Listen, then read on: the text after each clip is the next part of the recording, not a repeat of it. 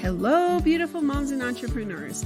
My name is Sharice Walker, and I'm your host of the Unbreakable Mompreneurs podcast. This is a place where we come together to learn, grow, and inspire. So sit back, relax, and let's get started. Hello, Unbreakable Mompreneurs. As you can see, I'm in a different location today. As a mom, we have to adjust. So I'm your host, Sharice Walker, and you are on Unbreakable Mompreneurs. And today we have Mariela Desantiago. And she is going to talk about exactly what my entire podcast is. And that's being a mom, and it doesn't have to stop you from having a business and achieving your dreams. So Mariela, why don't you introduce yourself to us? Well, first of all, thank you so much for having me. And being a mom, right, you're the kind of like the go-to for everything. So I totally understand having to switch up roles and do things on a whim. So I think this is really amazing of you to still be able to do two things at once, right?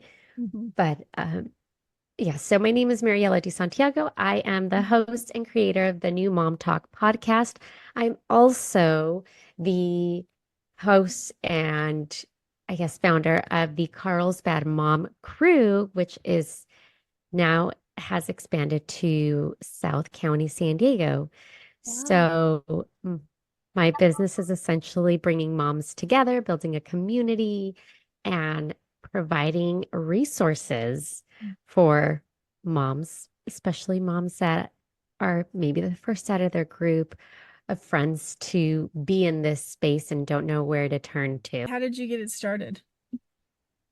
So I initially started with my podcast. I went from being a special ed teacher to staying home with my son. And I do not like the term stay-at-home mom. I think the term should be raising a human because we don't stay home. Yep. Mm-hmm.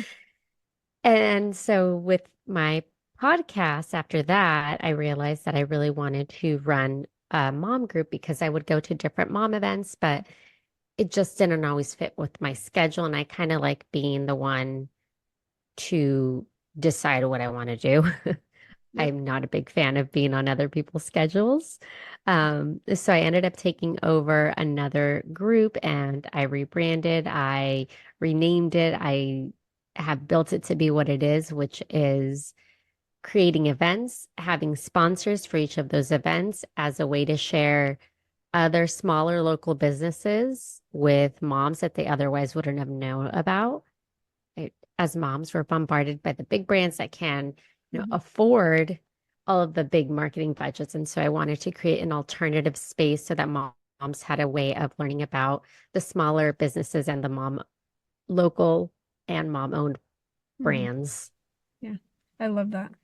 And I think it is important because the fact that you built a community, that's the part that a lot of times I was one of those moms who I had to work all the time, right? 70 hours a week. So when I had time, I did not want to be with other people. I wanted to just be with my kids. However, now that things have changed, why you think it's important for moms to have a community and reach out to other moms?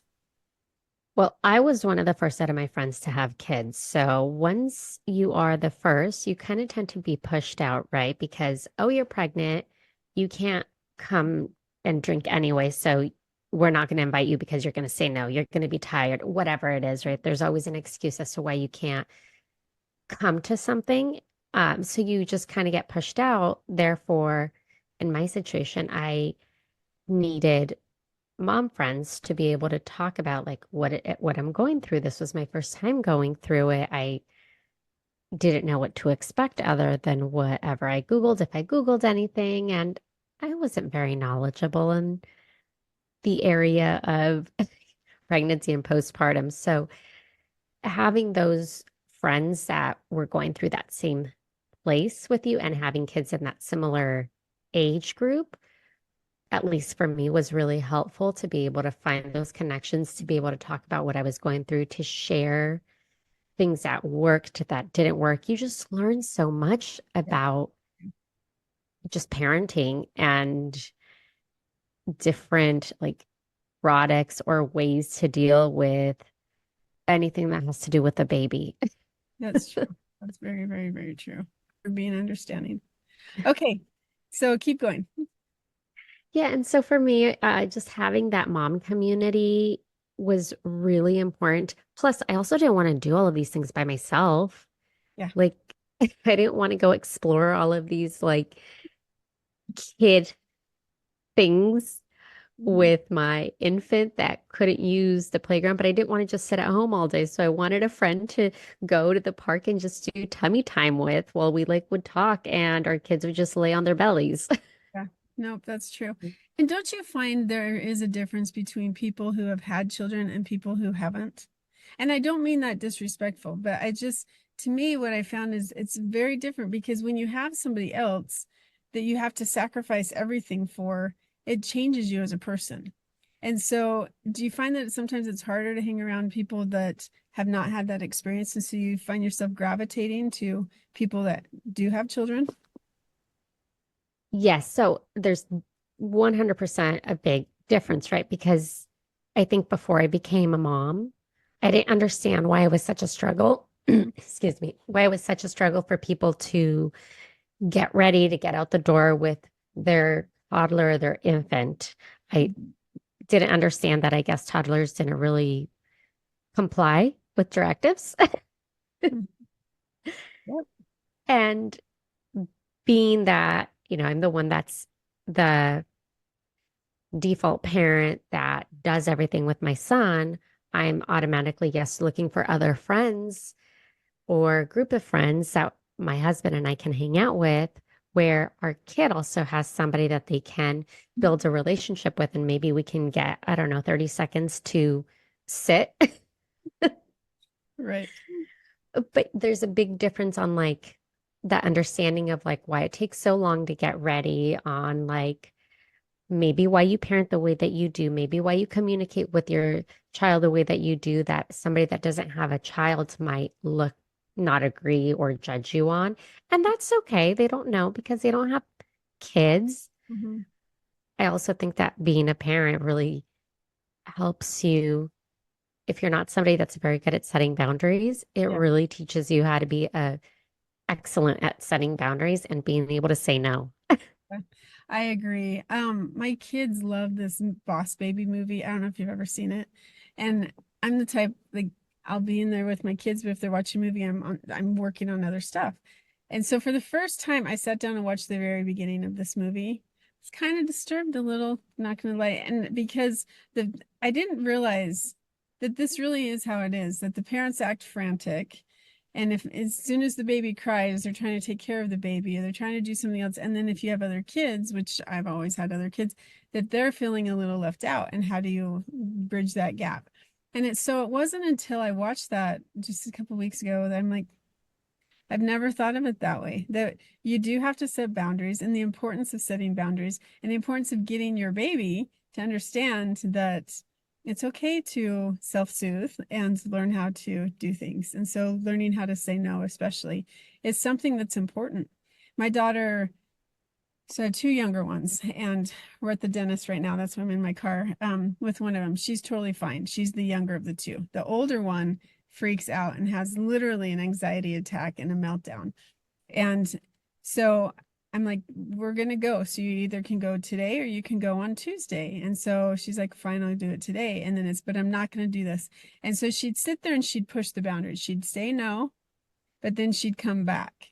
And then I'm not going to do this, but then she'd come back because I'm just like, we're going and we're doing this, we're doing that. And I sat there and I watched. Here's this little 11-year-old who can be very mature on other things, but she's still pushing the boundaries. She's still seeing how far she can get away. And she's still seeing if she throws a temper tantrum, which she really doesn't, only with the dentist. But if she throws a temper tantrum, is she going to get her way? And so I'm like, I'm just going to remain calm. Then you're in the car and she's jumping in the front seat, jumping in the back seat. So I shut the door and start to walk in. And she's like, Mom, wait, don't leave me. And so then she gets to the front door, but now she refuses to go in. So I'm like, well, I'm just going to go in. Don't leave me. And so she comes in and then it was fine. She walked out smiling, saying thank you, but it was the unknown. And so I think as a parent, the importance of understanding the boundaries with yourself, with your children, and with your friends. It's okay to say no. Somebody used the word I can't. I don't like that because you're taking the power away from yourself by saying, I can't. It's no, I don't want to. No, I'm not available. Or simply no with no explanation. Hmm. And I think as moms, we feel like we have to justify everything. Yes. And we don't. Yes. I know. I think that's the hardest part. It's definitely a learning curve being able to adjust to being able to just say no or say, hey, that's not going to work for me, especially if you're used to always being the one that like adjusts your schedule or just changes things up to fit other people's needs. And then all of a sudden, you're setting these very clear boundaries of, yeah, I'm not going to do that. Yeah. It can be a little bit of like almost like a culture shock for Mhm. people on the other end, on the receiving end of it. It's true. And I'm going to use today as a perfect example. I'm like, can you bump it just an hour? You're like, no, I can't. And I respect that. We made an agreement and sorry that my daughter things have gone a little longer, right? But I brought a backup plan knowing that just in case that happened, that I'll just be prepared to do it in my car. So thank you for being understanding. Yeah, well, thank you for still willing to move forward with it. No, And if not a I problem. Okay, so what are some of the struggles in this group that you're in? What are two struggles that you find new moms have being a new mom?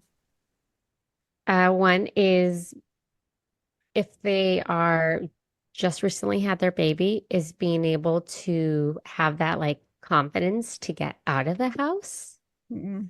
Gotcha. That's I that's a struggle, right? When you have your first baby and just Yeah. I mean, I sat in the back seat with my infant until oh gosh, he was probably 12 weeks old. I mean, I couldn't drive for 8 weeks. Right. Um Yeah. and it's there's so much newness going on, so it's just being able to build that confidence. And then the other thing is finding the friends that have kids in a similar age group so that you can really find the connections and be able to share what works, what doesn't work for you, what you've tried. Because I think this is the biggest thing is that just because it didn't work for you doesn't mean it won't work for someone else or vice versa. Hmm. Absolutely.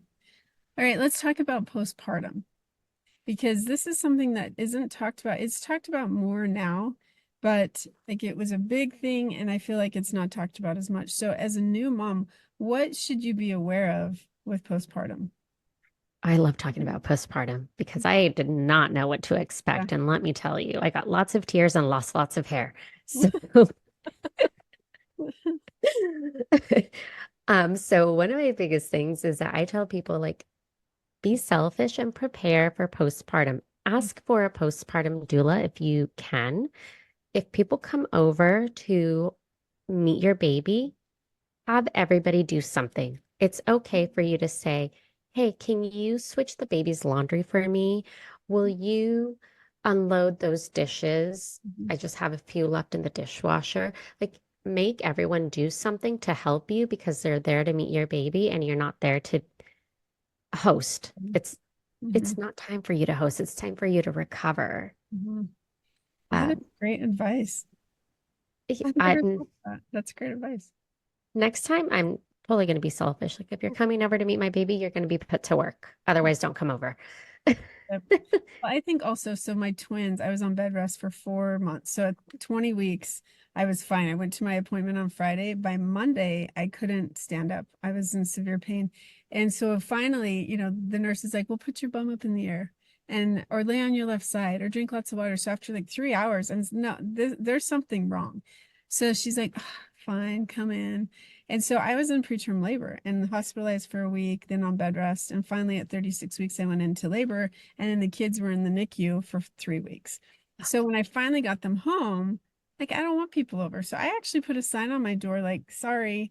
I mean, it was in the middle of winter. If they would have got RSV, it would have killed them. So I was very selfish in terms of trying to protect them. And I think it's okay to set your boundaries and it's okay to say, yeah, I'm okay with that, or no, I'm not. Washing their hands, doing things like that. It was huge because you never know. And to ask somebody to help you out is a great idea. And I think also something we don't talk about as a new mom, miscarriages. You still go through postpartum. You still have things that you have to heal. It's to other people, it's like, oh, it didn't work out. Sorry, because they don't have any baby to show for it. But for you, you were pregnant, you were carrying a baby. And I didn't realize until my second one what postpartum was and taking time to heal for yourself and mourn the loss. That's not something that it's a depressing topic we're not going to get into on this one, but postpartum is real. And to speak up and say, hey, look, I'm having a hard time is okay and normal. Yeah. And to really like find those friends that can help you and support you. And don't be afraid to ask questions. Yeah. Uh, what I always did was, I mean, granted, you don't get as many visits once you're postpartum Right. as you did while you were pregnant, but I always came in with a list of questions. So come with a list of questions and find resources and groups that can support you because postpartum is different for everyone, Right. but just something as simple as like I had a C-section. I didn't know. Well, first of all, I like avoided the whole like birth part because I was just so scared of like seeing what happens to your body. So I just thought if I just don't know, it's just easier. Right. So I had a C-section thinking, oh, well, I'm not really going to bleed or be, as I guess need as much recovery as somebody that had a vaginal birth. Mhm. No, you still bleed. I didn't know that. Yeah. Like, Yeah. there's just so much that you just don't know, especially if it's your first one. So educate yourself as much as you can. Get all of I did prepare for both like a vaginal birth and a C-section birth with all of like the recovery kits, Yeah. but get all of that and ask for help. And if you can, like I said, whether it's a postpartum doula or somebody that you're not afraid to say, hey, I need you to do this for me if you're going to be helping me while I recover. Like That's great. the I've had some friends do like meal trains on their registry instead of baby gifts. Do that. Um, and if you are visiting somebody that is postpartum or maybe don't even visit them, but maybe just like drop something off at their front door, whether it's a meal, send them a DoorDash gift card, flowers, just anything that will just kind of make them feel a little bit better and make life easier for them. I like that. That's good. So if, and how old is your baby now? Or, Two, okay. So I want you to think back before you were even pregnant. What advice would you give a new mom? before being pregnant. That's a hard one. Um, I would say don't stop giving time for yourself. Like, still always make sure that you have some time for self-care, and that's different for everyone.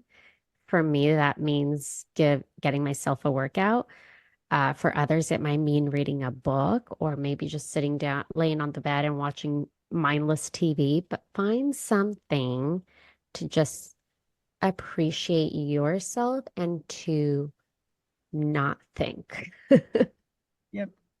I know when I was on bed rest for the 12 weeks, I loved cross stitch and I knew, a lot of people might think, oh, I'm so bored, I can't do this. I cherished every single minute of it. And I made this huge, it was a Noah's Ark because I was having twins. So I made this huge Noah's Ark and I'm talking probably 3 by 3 cross stitch and it's gorgeous. And my mother-in-law, she framed it and to this day I have it on a wall. But I loved every second that I had, knowing that my life would be completely changed upside down once I had children. And I think realizing that even after you have kids, to still take time for yourself, you're not being selfish, you're filling your bucket. And that is important. Because otherwise you get burned out and you can't function for those kids. Yeah. And then you get so easily frustrated with your kids because you haven't had a second, but you never get a second because you're a mom. So, any way that you can, whether you have a partner or other support systems, take advantage of it in 10 minutes a day. Just Yeah, cut it out. it's true. It's true, true. Well, Mariela, thank you so much for coming on. If somebody wanted to get a hold of you, how would they find you? You can find me on my website, which is newmomtalk.com. I have the link to my Instagram podcast on there. If you live in San Diego, you can find me at Carlsbad Mom Crew on Instagram, or San Diego Mom Crew. And yeah, please follow, reach out if you have any questions. If you are even visiting the area, please come to one of our events. I love always meeting moms and getting people together. So, yes, thank you so much for having me. I really appreciate it. Thank you for coming on. And Unbreakable Moms, you can do it. As I was just on a podcast yesterday and asked what my favorite quote is, it's you can do it, because you really are by yourself. You're not by yourself. And anything that you feel is overwhelming, you are doing a fantastic job. And just remember to cherish the moments, cherish the minutes, because they will go by fast. And enjoy your life. Have a great day. Beautiful moms, remember, you are unbreakable. Keep illuminating the world with your strength, pursuing your dreams, and reveling in the splendor of motherhood. This is Sharice Walker, bidding you farewell for now. Stay tuned for more empowering conversations on the next episode of the Unbreakable Mompreneurs podcast. Until then, keep shining bright. Signing off with love, Sharice Walker.